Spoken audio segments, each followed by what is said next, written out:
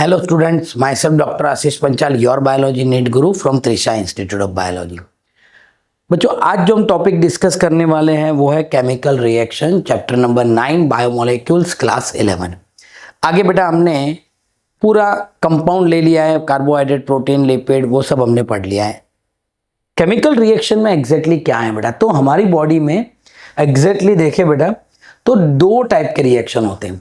The chemical compound undergo the two type of changes. कोई भी अगर केमिकल कंपाउंड है बेटा तो उसमें दो टाइप के चेंजेस होते हैं, एक है फिजिकल प्रोसेस और दूसरा है बेटा केमिकल प्रोसेस। ठीक, यानी दो टाइप के प्रोसेस होते हैं।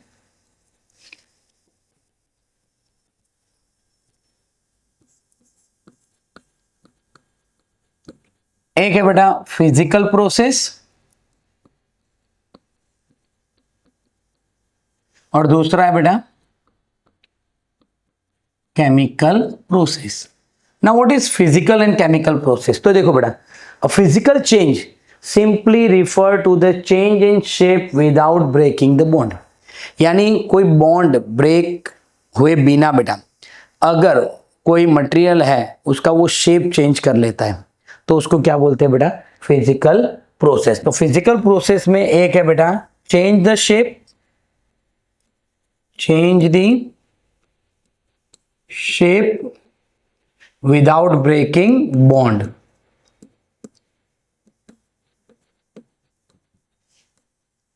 ब्रेकिंग बॉन्ड तो बेटा वो एक फिजिकल प्रोसेस है। दूसरा फिजिकल प्रोसेस है बेटा change in state of matter, when ice melt into water और when water become a vapour. तो बेटा यहां पर क्या हुआ बेटा? Change in state of matter. तो दूसरा है बेटा change in state of matter. तो उसमें बेटा एग्जांपल है कि ice get melt into water, यानी बेटा आइस मेल्ट होके वाटर में कन्वर्ट हो जाएगा एंड वाटर क्या हो जाएगा? Become vapour. वाटर को आप हीट करो तो वो किस में कन्वर्ट हो जाएगा बेटा? वेपर में कन्वर्ट हो जाएगा। तो ये दोनों क्या है बेटा? इसमें फिजिकल स्ट्रक्चर चेंज होता है, एक में शेप चेंज होता है, दूसरे में बेटा उसका स्टेट ऑफ मैटर यानी सॉलिड में से लिक्विड, लिक्विड में से वो गैस फॉर्म में कन्वर्ट हो रहा है। पर केमिकल रिएक्शन में क्या होता है बेटा? So however when the bonds are broken और the new bond are formed during the transformation of some chemical. यानी बेटा केमिकल में क्या होता है? तो in chemical type of the reaction the bond are formed or broken, bond are formed or broken during the transformation of chemical, during the transformation of chemical. यानी बेटा कोई एक केमिकल में से दूसरे केमिकल में अगर कन्वर्ट हो रहा है तब बॉन्ड ब्रेक हो रहा है कि बॉन्ड फॉर्म हो रहा है तो उसको हम केमिकल रिएक्शन बोलेंगे। पर अगर ऐसा कोई बॉन्ड ब्रेक नहीं हो रहा है बेटा, सिर्फ उसका शेप चेंज हो रहा है, सिर्फ उसका स्टेट ऑफ मैटर चेंज हो रहा है, तो उसको हम क्या बोलेंगे बेटा? उसको हम बोलेंगे फिजिकल प्रोसेस और इसको हम बोलेंगे बेटा केमिकल प्रोसेस। देखो आगे, फॉर एग्जाम्पल यहां पर है बेटा BaOH twice, barium hydroxide plus H2SO4 gives barium sulphate and 2H2O। यहां पर ये है बेटा 2H2O बराबर। तो अब सिंपली देखो बेटा यहां क्या हो रहा है? बेरियम और हाइड्रोक्साइड के बीच में से बॉन्ड ब्रेक हो रहा है, हाइड्रोजन और सल्फर के बीच में से बॉन्ड ब्रेक हो रहा है, और किसके बीच में बॉन्ड बन रहा है? बेरियम और सल्फेट का बॉन्ड फॉर्म हुआ एंड हाइड्रोक्साइड एंड वाटर का बॉन्ड फॉर्म होके 2H2O बना। यानी बेटा यहां पर बॉन्ड ब्रेक भी हो रहा है, बॉन्ड फॉर्म भी हो रहा है in an organic chemical reaction. ये कैसा है बेटा? एक ऑर्गेनिक केमिकल रिएक्शन है जिसमें बॉन्ड ब्रेक भी हो रहा है, बॉन्ड फॉर्म भी हो रहा है। सिमिलर हाइड्रोलिसिस ऑफ स्टार्च बेटा, ऐसे ही रिएक्शन बेटा यहां पर होता है कि अगर स्टार्च जो होता है बेटा, स्टार्च का हाइड्रोलिसिस होगा with the help of enzyme amylase enzyme की हेल्प से बेटा, और वो क्या बनाता है बेटा, ग्लूकोज बनाता है। तो यहाँ पर भी ग्लूकोज ग्लूकोज ग्लूकोज, बहुत सारे ऐसे एन नंबर ऑफ ग्लूकोज मिल के स्टार्च बनाते हैं। तो इसमें बेटा बॉन्ड ब्रेक होके वापस ग्लूकोज बन रहे हैं। अगर कोई भी रिएक्शन हो रहा है बेटा, द रेट ऑफ फिजिकल और chemical process refer to the amount of product formed per unit time. यानी बेटा इसका मतलब क्या है कि अगर कोई प्रोसेस हो रहा है और वो 1 घंटे में 100 प्रोडक्ट बना रहा है बेटा, तो उसका रेट क्या हो गया, 100 पर आवर। ओके, यानी बेटा रेट क्या है, तो रेट ऑफ रिएक्शन की अगर हम बात करें बेटा, रेट ऑफ रिएक्शन की बात करें तो उसमें क्या होता है बेटा, कोई भी amount of product formed per unit time. उसका मतलब क्या है बेटा, amount of product formed per unit time, पर यूनिट टाइम। उसको बेटा अगर मुझे एक्सप्रेस करना है तो कैसे हम एक्सप्रेस कर देते हैं, rate is equal to delta P by delta T. ये बेटा उसका इक्वेशन हो गया। यानी पर यूनिट टाइम में कितना प्रोडक्ट फॉर्म होता है। 1 घंटे में 100 हो रहा है तो 100 पर आवर। अगर 10 घंटे में बेटा 1000 हो रहा है तो भी हम बोल सकते हैं 100 पर आवर। ओके, 1 मिनट में भी कितना हो रहा है वो भी हम कैलकुलेट कर सकते हैं बेटा। तो पर यूनिट टाइम में बेटा जितना भी प्रोडक्ट फॉर्म होता है उसको हम रेट ऑफ रिएक्शन बोलते हैं। Rate of reaction can also called as a velocity if the direction is specified. यानी बेटा हमें पता है कि भाई स्टार्च में से ग्लूकोज बन रहा है, एक्स में से वाई बन रहा है, डायरेक्शन फिक्स है, तो उसको हम वेलोसिटी भी बोल सकते हैं। सो बेटा rate is also known as the velocity if the direction is fix. तो rate is also called as velocity बेटा, उसको हम velocity भी बोल सकते हैं if the direction is fixed। अगर बेटा डायरेक्शन फिक्स्ड है तो उसको हम वेलोसिटी बोल सकते हैं। फिर ये जो रेट है बेटा, रिएक्शन का रेट है, it is influenced by temperature and other factor. Temperature की सिर्फ बात करें तो general rule of thumb is that the rate is double or decrease by half for every 10 degree change in the either direction बेटा। यानी ये जो rate है बेटा, the rate is influenced by, rate is influenced by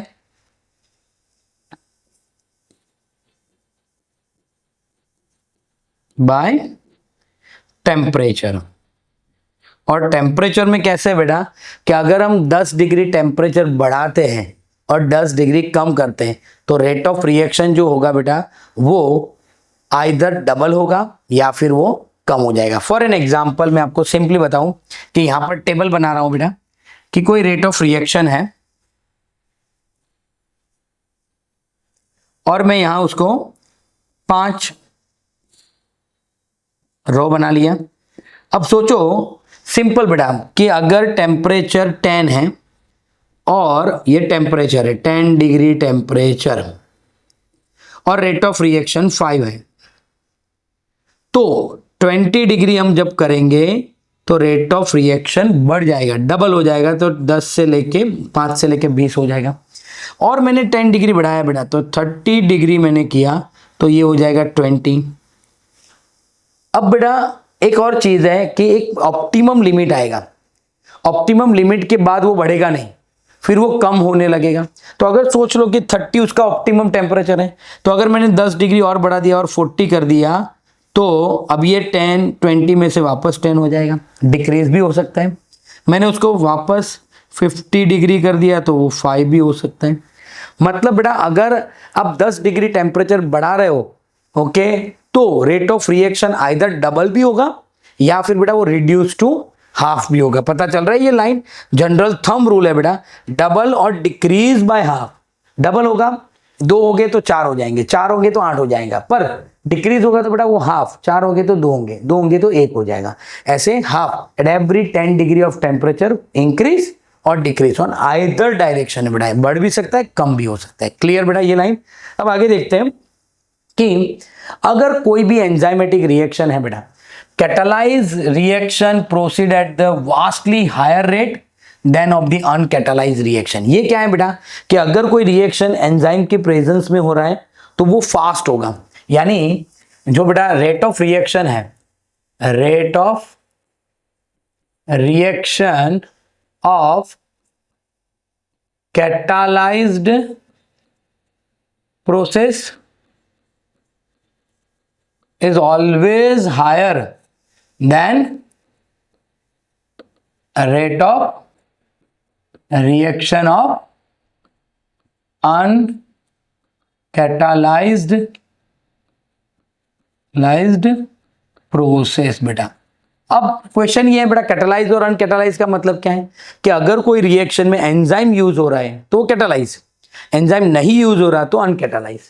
when enzyme catalyse the reaction are observed the rate would be vastly higher than the same but uncatalyse reaction. For example यहां पर है बेटा कि मैं यहां पर लिख रहा हूं बेटा कि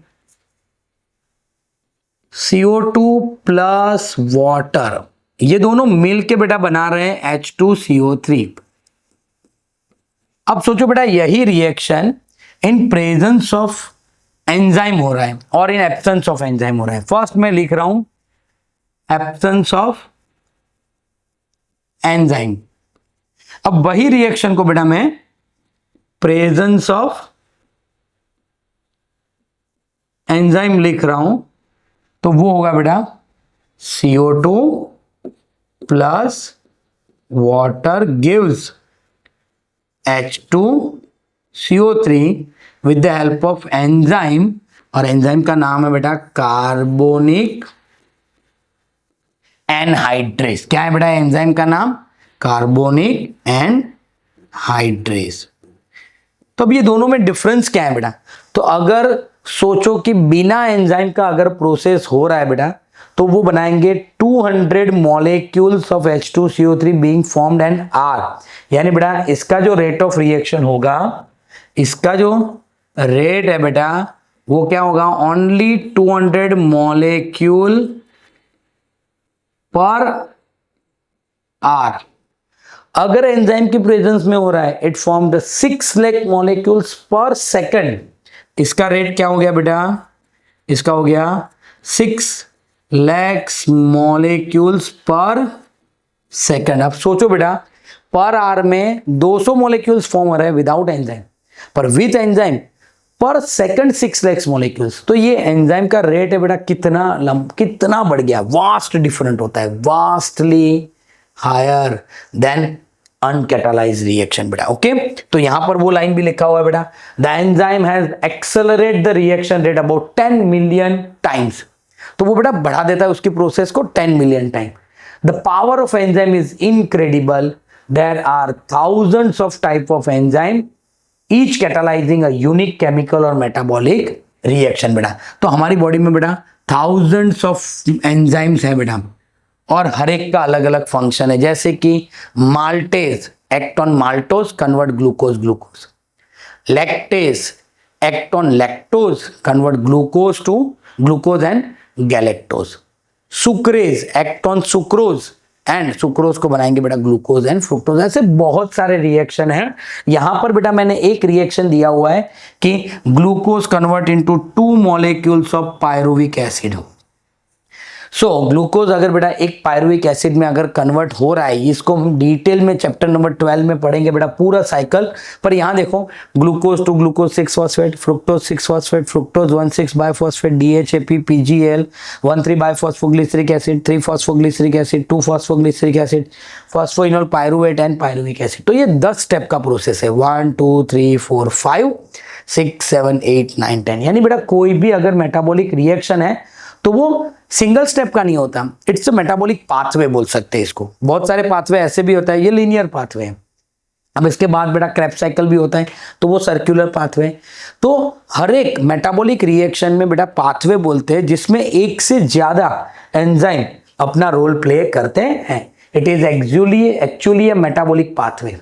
in which the glucose become pyruvic acid through the 10 different enzyme catalyze the metabolic reaction। बेटा यहाँ पर क्या हो रहा है, मेटाबॉलिक पाथवे है, लीनियर पाथवे जिसमें ग्लूकोज मेटाबोलाइज होके क्या बनाता है बेटा, pyruvic acid. Now when you study the respiration you will study in detail. ये बेटा ग्लाइकोलिसिस है जो मैंने ये बताया ना, ये पूरा स्टेप जो है बेटा वो किसका है, ग्लाइकोलिसिस का है, जिसको बेटा हम डिटेल में चैप्टर नंबर 12 में पढ़ेंगे रेस्पिरेशन वाले प्लांट में। In this stage you should know that very metabolic pathway with one or more additional reaction gives rise to variety of metabolic end product। यानी बेटा अगर मैं इसमें अगर थोड़े बहुत चेंज करूं, रिएक्शन ग्लूकोज है पर मैं थोड़े बहुत चेंज करूं तो उसका एंड जो प्रोडक्ट होगा वो चेंज हो जाएगा। जैसे कि देखो यहां पर क्या लिखा है, ध्यान से देखो, very in metabolic pathway with 1 or 2 additional reaction. अगर बेटा मैंने 1 या 2 एडिशनल रिएक्शन डाल दिए या फिर उसका सबस्ट्रेट चेंज कर लिया, उसके अंदर एंजाइम चेंज कर लिए, कुछ भी मैं चेंज करूंगा तो एंड प्रोडक्ट भी चेंज हो जाएगा। जैसे कि बेटा आप यहां देखो, in our skeleton muscle under anaerobic condition lactic acid is formed, under normal aerobic condition pyruvic acid is formed, in yeast produced during the fermentation the same pathway leads to production of the ethanol। यानी बेटा अगर मैं आपको बताऊं कि simple कि आपने अगर ग्लूकोज लिया है, ओके, सिंपल है कि ग्लूकोज का ग्लाइकोलिसिस होके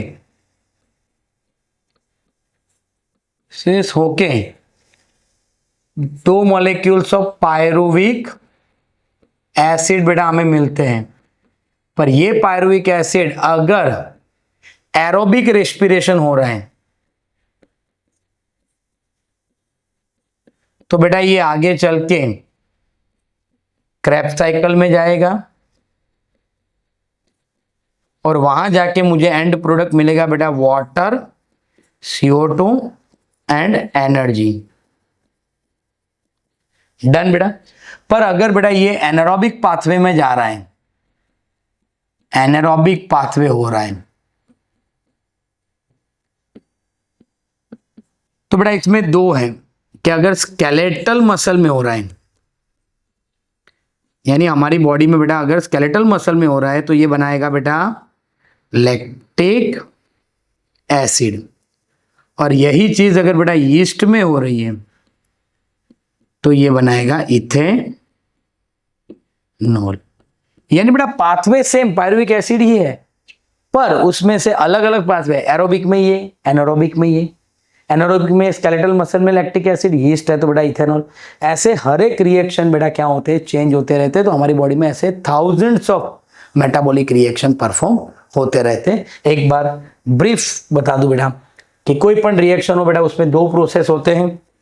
एक होता है फिजिकल, जिसमें फिजिकल चेंज होते हैं बेटा, स्टेट ऑफ मैटर चेंज होता है, शेप चेंज होते हैं। केमिकल में बेटा बॉन्ड ब्रेक होते हैं और बॉन्ड फॉर्म होते हैं। जैसे स्टार्च ग्लूकोज में कन्वर्ट हो रहा है बेटा तो उसमें बॉन्ड ब्रेक हो रहे हैं। यहाँ पर एक रिएक्शन दिया हुआ है इनऑर्गेनिक रिएक्शन, अगर मुझे रेट फाइंड आउट करना है बेटा तो रेट होगा delta P by delta T, यानी पर यूनिट टाइम में हम कितना प्रोडक्ट बना लेते हैं। फिर बेटा एक टेम्परेचर उसके ऊपर डिपेंड होता है, तो टेम्परेचर जो होता है वो रेट को इन्फ्लुएंस करता है कि हम 10 डिग्री टेम्परेचर बढ़ाए तो रेट ऑफ रिएक्शन प्लस भी हो सकता है, डबल भी हो सकता है और रिड्यूस टू हाफ भी हो सकता है बेटा। फिर एक है बेटा कि अगर कैटालाइज रिएक्शन है तो उसका रेट ऑफ रिएक्शन ज़्यादा होगा, अनकैटालाइज है तो रेट ऑफ रिएक्शन कम होगा। उसका बेस्ट एग्जांपल यहाँ दिया हुआ है, CO2 प्लस H2O कंबाइन होकर बेटा H2CO3 बनाते हैं। इन एब्सेंस ऑफ एंजाइम तो सिर्फ 200 मॉलिक्यूल्स बनेंगे पर आर। यही चीज़ अगर कार्बनिक एनहाइड्रेज एंजाइम की प्रेजेंस में हो रही बेटा तो 6 लाख मॉलिक्यूल्स पर सेकंड। तो आप देखो बेटा रेट ऑफ रिएक्शन कितना इनक्रेडिबल बढ़ गया बेटा। ओके तो यहाँ पर बेटा ग्लूकोज में से जब पायरुविक एसिड बनते हैं 2 मॉलिक्यूल्स तो ये 10 स्टेप का प्रोसेस है। इसको बेटा हम पाथवे बोलते हैं और इसमें हर एक स्टेप में अलग अलग एंजाइम यूज होते हैं बेटा। अगर यहाँ पर मैं अगर थोड़े बहुत भी चेंज कर लूँ तो बेटा उसका जो एंड प्रोडक्ट होगा वो भी चेंज हो जाएगा बेटा। क्लियर? तो अगर बेटा आपको हमारे ये वीडियो पसंद आ रहे हैं तो प्लीज़ हमारे चैनल को लाइक कीजिए, सब्सक्राइब कीजिए और बेल आइकन को प्रेस करना मत भूलिए। Thank you, have a good day.